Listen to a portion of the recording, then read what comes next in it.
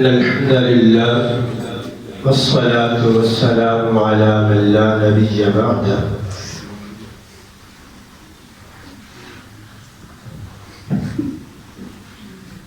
الحمدللہ اللہ رب العزت کی توفیق کے ساتھ، اس کے فضل کے ساتھ، اس کی رحمت کے ساتھ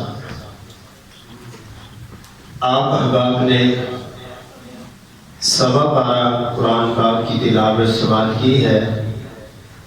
اللہ رب العزت اس قرآن کی برکت سے ہم سب کی مغفرت فرمائے اور قیامت کے دن اللہ رب العزت قرآن پاک کی شفاعت ہمیں نصیب فرمائے۔ یہ اعزاز ہے، رسول اللہ صلی اللہ علیہ وسلم نے فرمایا قرآن اور رمضان المبارک ان کا آپس کے اندر گہرا تعلق ہے۔ قیامت کے دن اللہ رب العزت کی عدالت میں قرآن بھی سفارش کرے گا اور رمضان بھی سفارش کرے گا۔ قرآن کہے گا اللہ یہ آپ کا وہ بندہ ہے جس نے نیند چھوڑ کر مجھے قیام کے اندر کھڑے ہو کر سنا اور مجھے پڑھتا رہا۔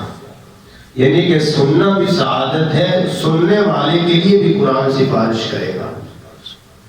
تو پھر رمضان ساتھ سفارش کرے گا اللہ یہ سارا دن بھوک پیاس برداشت کرتا تھا تو میری شفاعت بھی قبول کیجئے۔ اور نبی علیہ السلام نے فرمایا جب تک قرآن اور رمضان اس بندے کی بخشش کرا کر اسے جنت میں داخل نہیں کرا دے گا، اس کی شفاعت سے پیچھے نہیں ہٹے گا۔ تو یہ اللہ تعالیٰ نے توفیق دی ہے، اس کا احسان ہے۔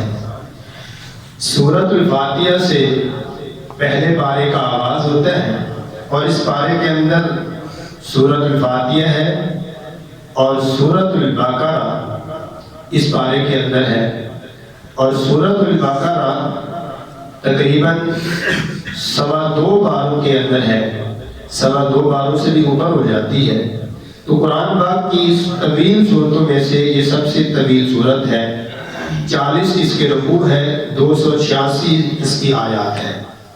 سورۃ الفاتحہ اس کے اور متعدد نام ہیں، بعض مفسرین نے 2 درجن تک اس کے نام ذکر کیے ہیں، یعنی کہ 24 کے قریب اس کے نام ذکر کیے ہیں۔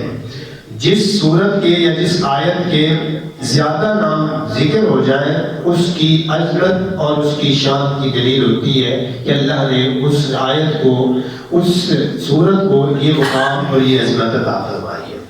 سورۃ الفاتحہ ایک ایسی سورت ہے، رسول اللہ صلی اللہ علیہ وسلم نے قسم اٹھا کر فرمایا مجھے قسم ہے اس ذات کی جس کے قبضہ قدرت کے اندر میں محمد صلی اللہ علیہ وسلم کی جان ہے، اس سورت کو اللہ نے ایسی سورت بنایا ہے، نہ تو اس سورت جیسی سورت تورات میں آئی ہے، نہ انجیل میں آئی ہے، نہ زبور میں آئی ہے، نہ بھی اس قرآن کے اندر دوبارہ اس جیسی کوئی سورت آئی ہے۔ یعنی کہ اس سورت کا یہ اعزاز ہے۔ اس کے اور متعدد نام ہے، اس کو سورۃ الشفا بھی کہا جاتا ہے۔ رسول اللہ صلی اللہ علیہ وسلم نے فرمایا ہر بیماری کے لیے شفا ہے۔ بعض اہل علم اور امام ابن قیم رحمۃ اللہ علیہ اس میں ذکر کرتے ہیں کہ دنیا کے اندر قیامت تک جتنی بیماری آتی رہے، جیسے قرآن تمام لوگوں کے لیے رشد و ہدایت کا ذریعہ ہے، ایسے ہی قرآن تمام لوگوں کی تمام بیماریوں کے لیے شفا کا ذریعہ ہے، بشرط کہ لوگوں کا ایمان ہو، اس پر یقین ہو۔ جیسی بیماری انسان کو ہو اور سمجھ بھی نہ آتی ہو کہ کون سی ہے، اس کی تشخیص بھی نہ ہو سکتی ہو، تو سورۃ الفاتحہ کو یقین کے ساتھ پڑھتا ہے، اللہ تعالیٰ اپنی ضرور رحمت فرما دے گا۔ امام ابن قیم رحمۃ اللہ علیہ اپنا واقعہ نقل کرتے ہیں کہ میں مدینہ طیبہ کے اندر تھا تو ارد گرد کو قریب معالج نہیں تھا، فرماتے ہیں میں شدید بیمار ہو گیا تو مجھے کوئی معالج بھی نظر نہیں آ رہا تھا، کوئی ایسی شاپ بھی نظر نہیں آ رہی تھی کہ کچھ اپنے لیے خرید کے اپنا علاج کر لوں۔ حالانکہ طبیب بھی بہت ماہر تھے، لیکن بات یہ ہے طبیب کو فائدہ تو اس کی حکمت کا تب ہوگا جب اس کے پاس کوئی میڈیسن، کوئی ضرورت کی چیزیں اسے میسر ہوگی، جب نہیں ہوگی تو پھر وہ کسی کام کا نہیں ہے۔ تو کہتے ہیں اللہ نے میرے دل کے اندر یہ بات اتار دی، میں نے کہا کہ پریشان کیوں ہوتا ہے، زمزم تیرے پاس ہے، سورہ فاتحہ جیسی عظیم نعمت تیرے پاس ہے، پریشانی کس چیز کی ہے؟ فرماتے ہیں میں نے سورۃ الفاتحہ کو بار بار پڑھ کے زمزم پہ دم کرتا اور اللہ کا نام لے کے پی جاتا، میرے رب نے شفا عطا فرمائی۔ وہ بیماری جس کا کہیں ارد گرد علاج نظر نہیں آتا تھا، اللہ نے شفا دے دی۔ تو انسان جتنا یقین سے چلتا رہے گا میرا رب اس صورت کے ذریعے ضرور رحمتیں فرماتا جائے گا۔ اور ایسی صورت ہے نبی علیہ السلام کے پاس جناب جبریل علیہ السلام بھی تشریف فرماتے، صحابہ کرام بھی بیٹھے تھے، تو آسمان سے ایک دروازہ کھلنے کی آواز آئی۔ نبی علیہ السلام نے پوچھا صحابہ کرام سے جانتے ہو؟ فرمایا نہیں۔ اللہ کے نبی صلی اللہ علیہ وسلم نے فرمایا آج آسمان کا وہ دروازہ کھلا ہے جب سے رب نے بنایا اس دروازے کو کھولا ہی نہیں۔ پھر فرمایا آج اللہ کی زمین پر وہ فرشتہ آ رہا ہے جب کا میرے رب نے اس کی تخلیق کی ہے، اسے پیدا کیا، اس زمین پر ہی نہیں آیا۔ یعنی کہ اللہ کے ملائکہ آتے رہتے ہیں، اللہ نے ان کی ڈیوٹیاں لگائی ہے، لیکن آپ فرما رہے ہیں کہ آج وہ فرشتہ آ رہا ہے جو جب کا میرے رب نے بنایا زمین پر نہیں آیا۔ اتنی دیر میں فرشتہ حاضر ہو گیا، اس نے سلام عرض کیا اللہ کے نبی صلی اللہ علیہ وسلم کی خدمت میں۔ تو نبی علیہ السلام کو فرمایا اللہ نے دو تحفے دیے ہیں، ایک سورۃ الفاتحہ اور ایک سورۃ البقرہ کی آخری دو آیات۔ اور سورۃ البقرہ کی آخری دو آیات اللہ نے بطور تحفہ معراج والی رات میں دیے تھی، یعنی کہ یہ اعزاز اللہ نے دیا۔ حالانکہ جبریل علیہ السلام یہ سورت لاتے تھے، آپ کو رپیٹ کراتے رہے، قرآن کا حصہ ہے۔ یہ الگ فرشتے کا آنا یہ اس آیت کی سورت کی عظمت کی دلیل ہے کہ اللہ نے بتایا کہ یہ ایسی نرالی سورت ہے کہ فرشتہ تو وہ سارے پیغمبروں کے پاس آتا رہا ہے، تورات بھی لایا، زبور بھی لایا، انجیل بھی لایا اور صحیفے بھی لایا، لیکن یہ وہ عظیم صورت ہے کہ میں نے رب نے وہ فرشتہ بھیجا جب سے بنایا، بھیجا میرے اس کو زمین پر۔ تو اللہ تعالیٰ سے دعا ہے اللہ اس صورت کی سچی محبت نصیب فرمائے۔ اب سورۃ الفاتحہ کا جو بنیادی معنی ہے کھولنے والی، آغاز کر دینے والی، اس صورت سے قرآن پاک کا آغاز ہوتا ہے۔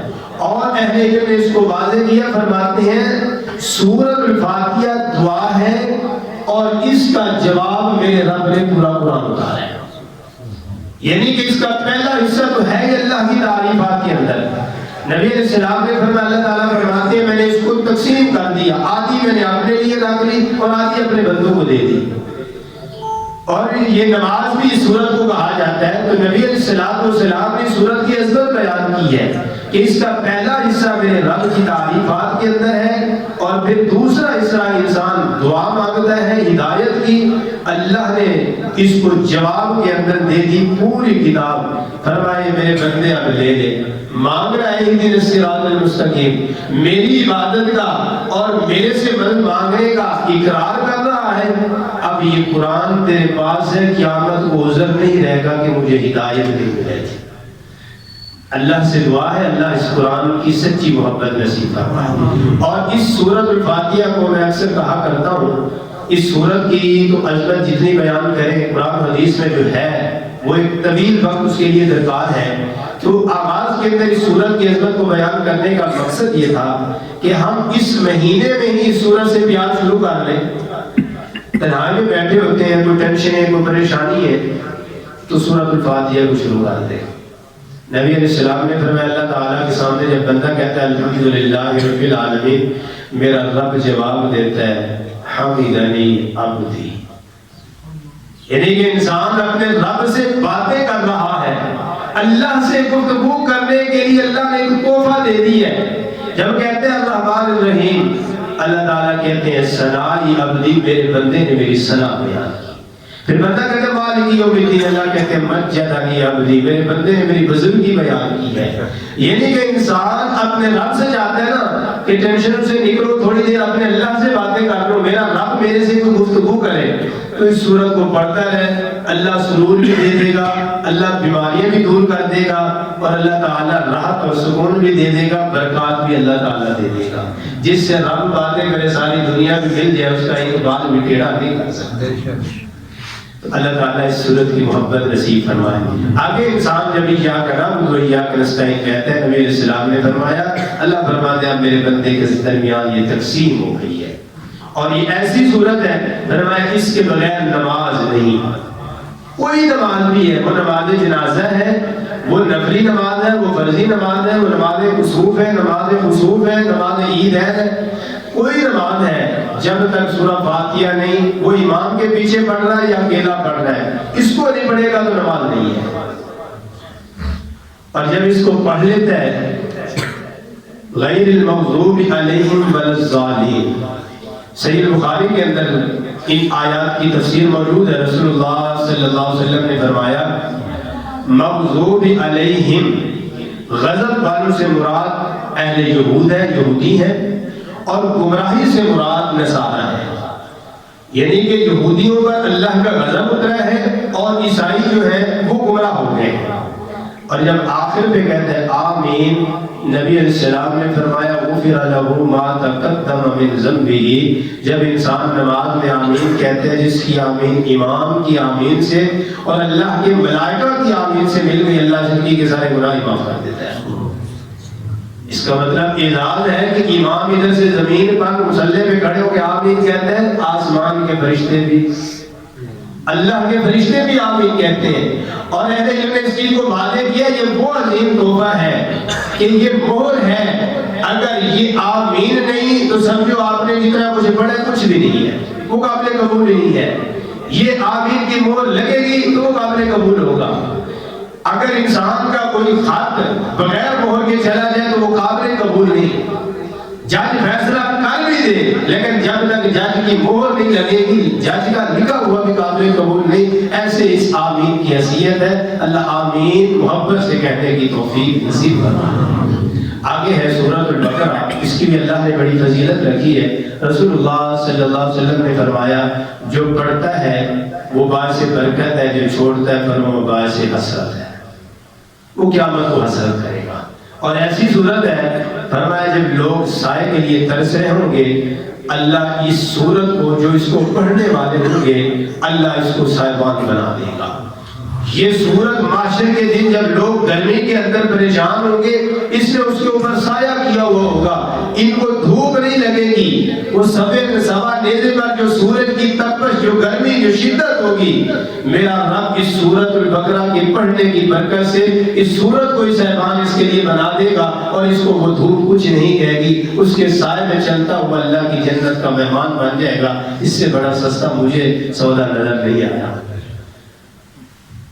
کتنا وقت لگ جائے گا، انسان پورے دن کے اندر اس کو آسانی سے پڑھ لے گا۔ جب بندہ پڑھنے کی عادت بنا لیتا نا کسی سورت کو تو پھر وقت نہیں لگتا، اس پہ انسان کی عادت بن جاتی ہے، میرا رب برکتیں دے دیتا ہے۔ آگے نبی علیہ السلام نے فرمایا یہ وہ سورت ہے کہ جب پڑھنے والا اس کو پڑھ لے تو دنیا کے جادوگر بھی اس کا مقابلہ نہیں کر سکتے۔ فرمایا جس گھر میں پڑھ لی جائے اس گھر میں شیطان نہیں ٹک سکتا۔ اور آپ علیہ السلام نے ایک روایت میں فرمایا اپنے گھروں کو قبر بستان نہ بنائیں، اپنے گھر کے اندر سورۃ البقرہ کی تلاوت کیا کریں۔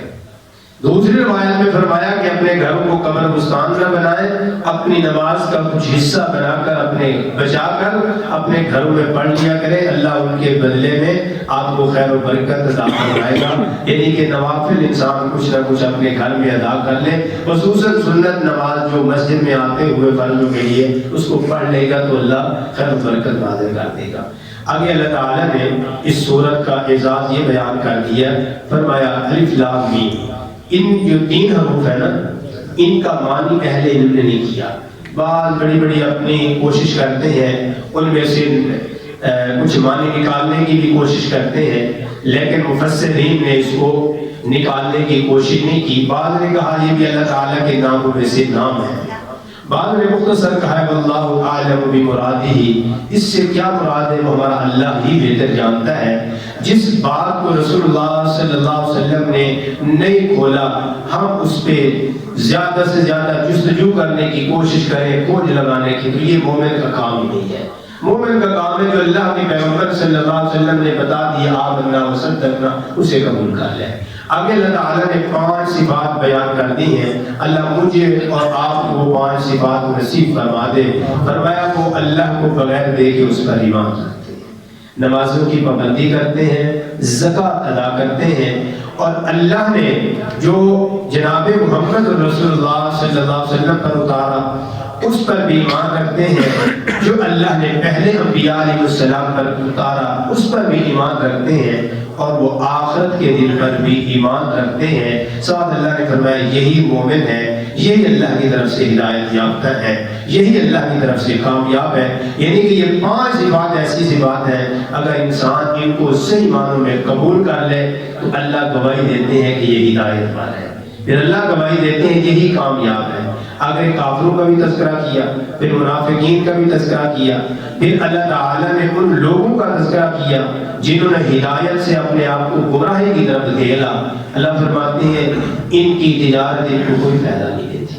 پھر اللہ تعالیٰ نے لوگوں کو، تمام لوگوں کو اپنی عبادت کا حکم دیا اور اپنی صفات بیان کی کہ لوگوں اس مالک کی عبادت کر لو جس نے تمہیں پیدا کیا، تمہاری تخلیق کرنے والا اللہ ہے، تو عبادات کا حق بھی صرف اللہ کا ہے۔ تمام قسم کی عبادات، وہ قولی ہو، وہ مالی ہو، وہ بدنی ہو، ہر قسم کی عبادت کا حق صرف تمہارا اللہ رکھتا ہے۔ پھر آگے اللہ تعالیٰ نے چیلنج دیا ہے کہ جو لوگ قرآن میں شک کرتے ہیں کہ یہ کتاب جناب محمد رسول اللہ صلی اللہ علیہ وسلم پر اللہ کی طرف سے نہیں اتاری گئی، اللہ فرماتے ہیں طاقت ہے، سچے ہو تو اللہ کے علاوہ تم اپنے تمام کو ملا لو، جتنے ہی تمہارے ہیں ان کو جمع کر لو اور اس جیسی لے آؤ۔ اگر نہیں لا سکتے اللہ فرماتے ہیں پھر تم لا بھی نہیں سکتے، یعنی کہ پیغمبر کے دور میں، وحی کے دور میں تم نہیں لا سکے تو قیامت تک تم فَإِن لَّمْ تَفْعَلُوا فَلَن تَفْعَلُوا،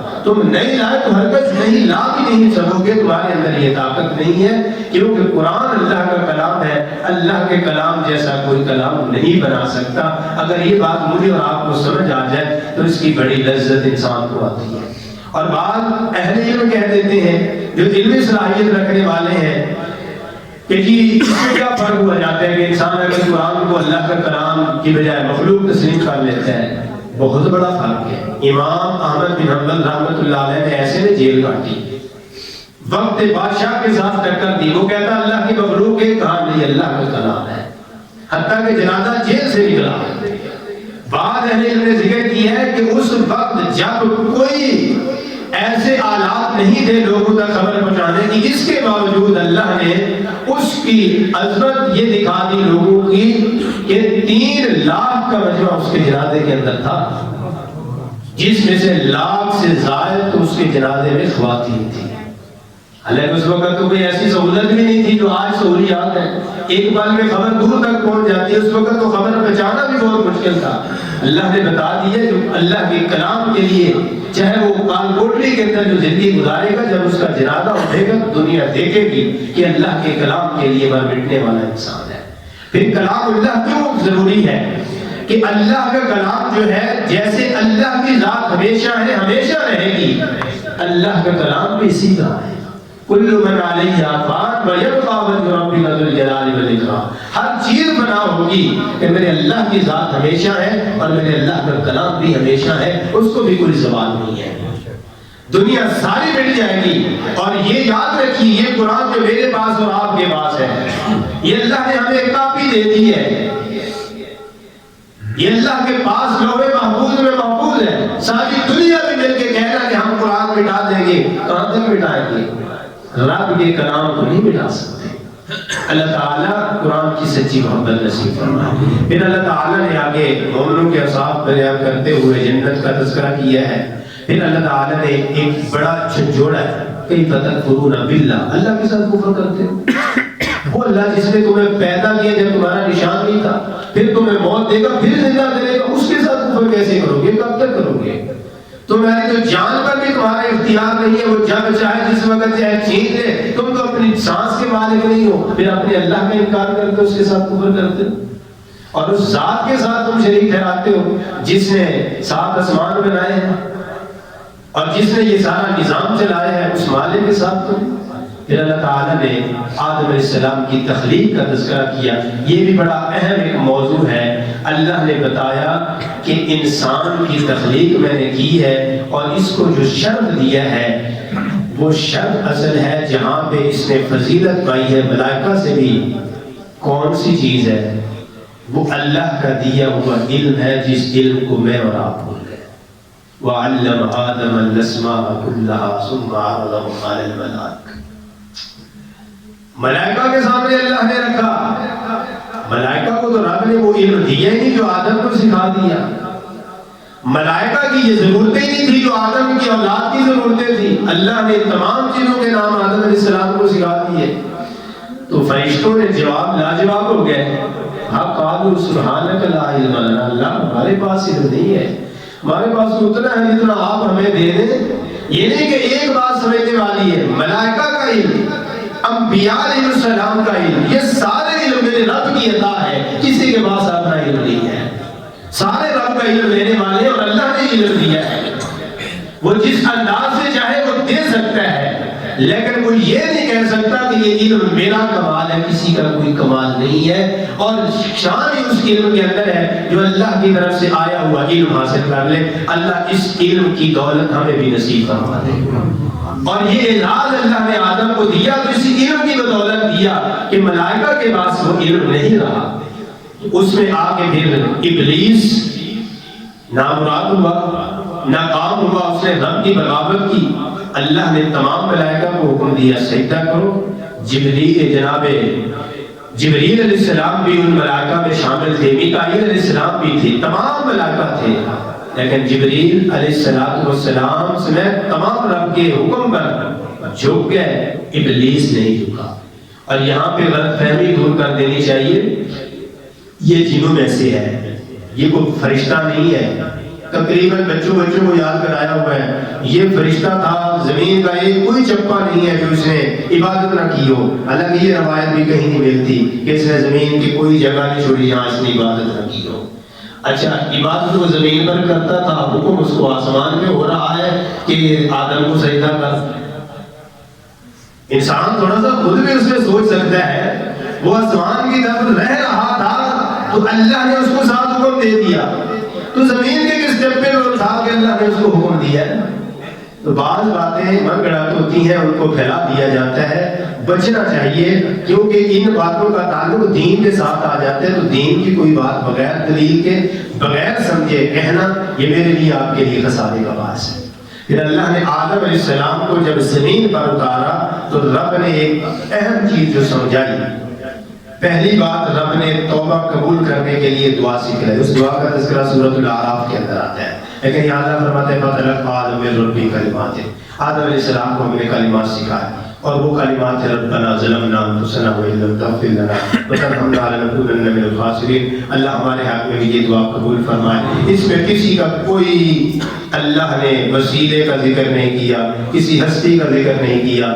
رب نے خود بیان کر دیا, سکھلایا ہم نے, اور انہوں نے مانگا کیا, وہ مانگنے کا انداز بھی اللہ نے بتا دیا. پھر اللہ تعالی نے کہا کہ آدم زمین پر جا رہے ہو, میری طرف سے ہدایت آئے گی, اگر اس ہدایت کو قبول کر لو گے تو ہدایت پا جاؤ گے. جب ہدایت پا لو گے تو اعزاز یہ ملے گا فلا خوف علیہم ولا هم یحزنون. نہ تمہیں کوئی خوف رہے گا, نہ تمہیں کوئی غم رہے گا. یعنی کہ انسان رب کی طرف سے آئی ہدایت کو قبول کر لینا, میرا رب خوف بھی ختم کرتا ہے, غم بھی ختم کرتا ہے, ہدایت کی دولت بھی دیتا ہے. بنی اسرائیل کا آگے تذکرہ کیا, ان کو یاد کرایا اللہ کی طرف سے آئے ہوئے انعامات یاد کرو. یہ میرے لیے بھی ہے, آپ کے لیے بھی ہے.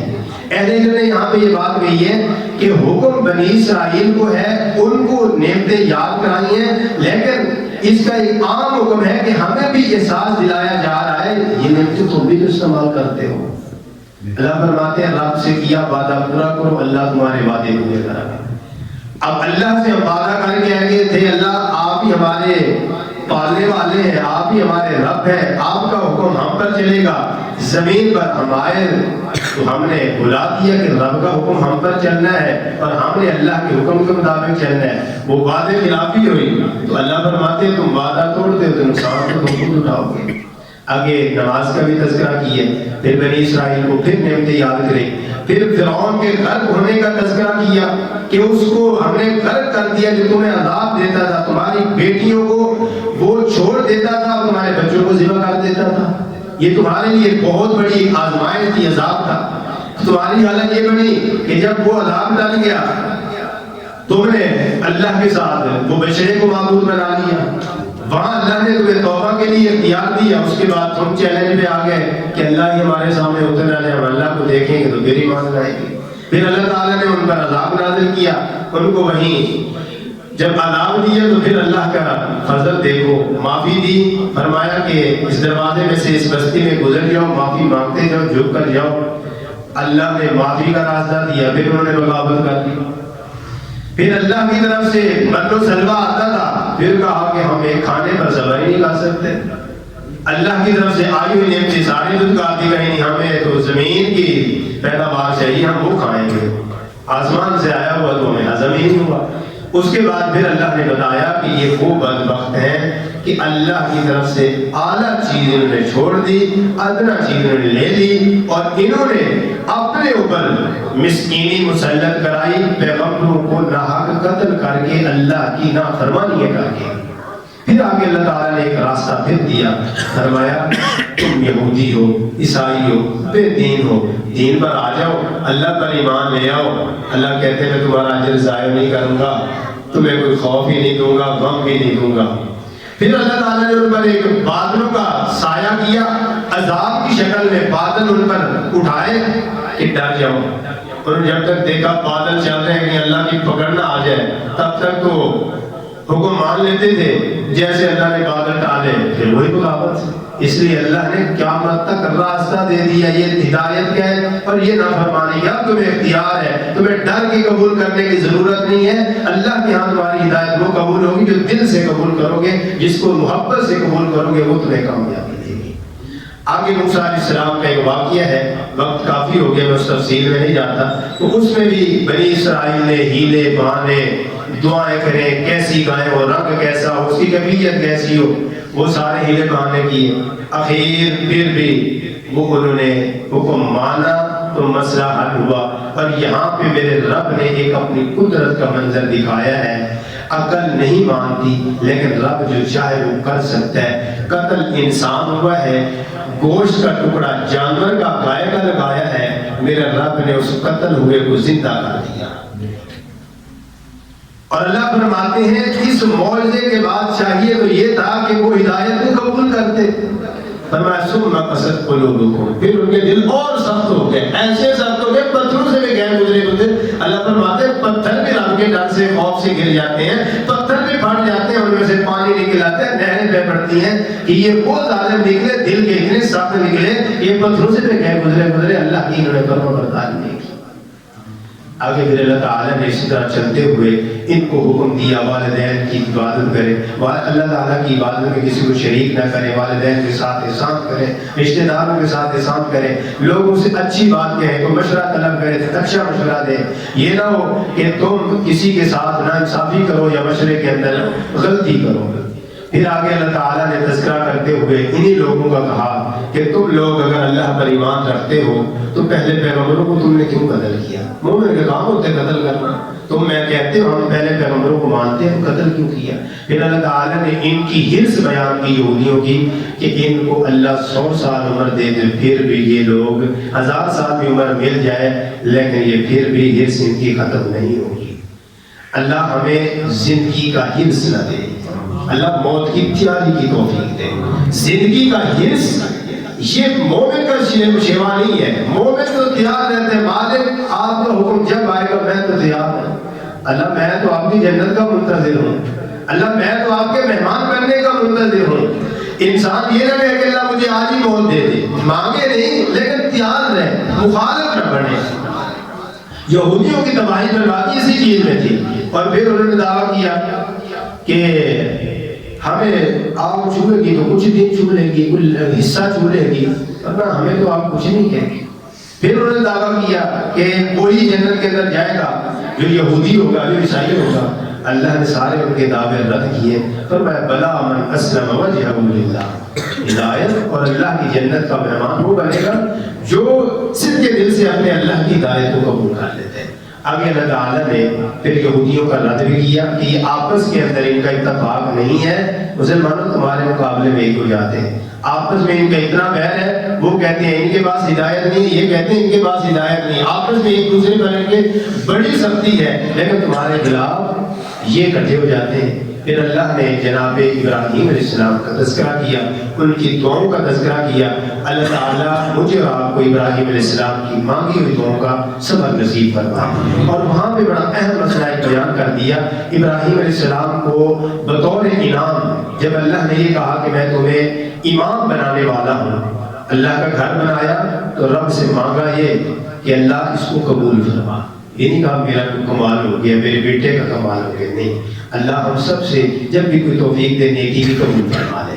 تو اللہ نے جب انعام کا وعدہ کیا تو کہا اللہ میری اولاد کو یہ امامت کا منصب دے دے۔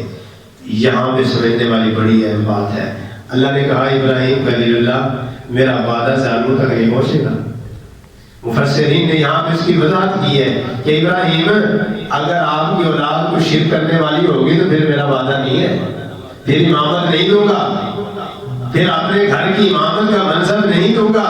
اگر توحید پر آپ کی اولاد رہے گی تو پھر امامت کا حقدار ہے، وہ بنے گی۔ اگر توحید سے ہٹے گی اولاد پیغمبر کی ہو، میرا رب قبول نہیں کرتا کہ وہ مسلح امامت والے منصب پر آ جائے۔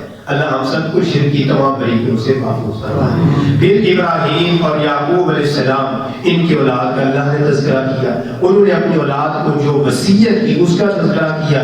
وصیت میں کیا کہا کہ عبادت کس کی کرو گے؟ یعقوب علیہ السلام موت کا وقت قریب ہے، بیٹوں کو بلا لیا، اولاد کو بلا لیا، حالانکہ انہیں ایک بیٹا نبی بھی ہے یوسف علیہ السلام، لیکن باپ کو فکر کیا لگی ہے۔ آج بھی میں اور آپ خوش قسمت ہیں جب ہمارے والدین ہمیں توحید کی دعوت دیتے ہیں، جب ہمارے والدین کو ہماری آخرت کی فکر ہوتی ہے۔ ہم تو بچپنے میں اس کو بھول جاتے ہیں نا کہ ماں باپ کیا کہہ رہا ہے، لیکن وہ تو کلپ رہے ہوتے ہیں اللہ یہ ہماری اولاد جیسے دنیا میں اللہ یہ عزت پاگی، اللہ آخرت میں بھی اس کو عزت دے دے، اللہ کو جہنم سے بچا دے۔ ماں باپ کی طرح ہوتی ہے۔ یہ یعقوب علیہ السلام بھی بیٹوں کو وصیت کر رہے تھے، کس کی عبادت کروں گے؟ باقی بیٹے تھے، ایک دم بولے ابو جی ہم ابراہیم کے الہ کی عبادت کریں گے، اسحاق کی، یعقوب کی۔ بتا رہے ہیں کہ ان پیغمبروں نے اللہ کی جیسے عبادت کی، کسی کے ساتھ شریک نہیں کیا، اللہ ہم بھی نہیں کریں گے۔ پھر آگے کہا اللہ فرماتے ہیں تلک امت قد خلت لہا ما کسبت، وہ امت تھی گزر گئی ہے، ان کے اعمال ان کے ساتھ ہیں، تمہارے اعمال تمہارے ساتھ ہیں۔ اب تم توحید قبول کرتے نہیں اور تم کہو کہ ہم ابراہیمی ہیں، اسحاق کو ماننے والے ہیں، یعقوب کو ماننے والے ہیں، اللہ کے پیغمبروں کو ماننے والے، اور توحید تمہارے دامن میں نہ ہو تو پھر تمہیں کوئی فائدہ نہیں ہوگا، کہنے سے تمہیں کچھ نہیں ملے گا۔ وہ جو اعمال کرنے ہیں یا تو پھر ان اعمال کی طرف آ جاؤ، پھر تمہیں کامیابی ملے گی۔ آگے دوسرے پارے کے اندر بھی اللہ تعالیٰ نے تذکرہ کیا ہے۔ اس پارے کی آخری اور اہم جو بات ہے صبغۃ اللہ ومن احسن من اللہ، اللہ مجھے اور آپ کو یہ رنگ نصیب فرمائے۔ اللہ کہتے ہیں اللہ کا رنگ لے لو، اللہ کی توحید کے رنگ میں اپنے آپ کو رنگ لو۔ کیسے رنگ لو؟ فَإِنْ آمَنُوا بِمِثْلِ مَا آمَنْتُمْ، جیسے صحابہ کرام نے اپنے آپ کو اللہ کی توحید میں رنگا، تم ایسے رنگ لو تو تم کامیاب ہو جاؤ گے۔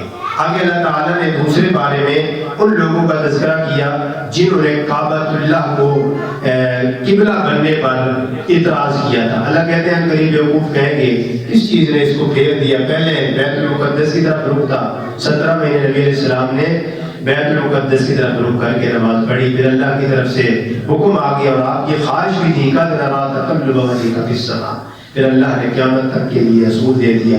آگے اللہ تعالیٰ نے اپنا ذکر کرنے کا حکم دیا، فرمایا مجھے یاد کرو میں تمہیں یاد کروں گا، میری ناشکری نہ کرو، ناشکری کرو گے تو پھر نقصان تمہارا ہے۔ آگے اللہ نے ایمان والوں کو صبر کی دعوت دی ہے، فرمایا صبر اور نماز کے ذریعے بدل مانگو تو یہ تمہارے لیے کامیابی ہے۔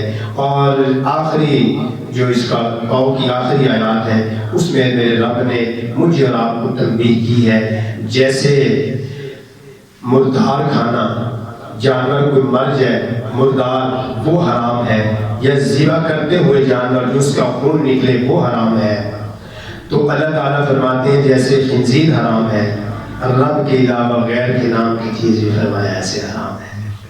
آگے اللہ نے ایک تنبیہ کی، فرمایا اللہ کی آیات کو چھپاتے ہو۔ یہودیوں کو یہی وتیرہ تھا، جو ان کے مطلب کی آیات ہوتی تھی واضح بیان کر دیتے تھے، جن میں سمجھتے تھے کہ ہمیں کچھ عمل کرنا پڑے گا، ان کو چھپا دیتے تھے۔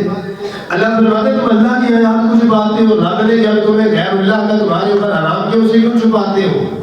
تم یہ اقرار کرتے ہو کہ مردار حرام ہے، خون دمے مسروع جو خون ہے ذبح کے وقت نکلتا ہے وہ حرام ہے، خنزیر حرام ہے، تو پھر اس کو بھی حرام تسلیم کر لو۔ اگلی بڑی آخری آیت اس پاؤ کی، اللہ مجھے اور آپ کو دنیا آخرت کی رسوائی سے محفوظ فرمائے۔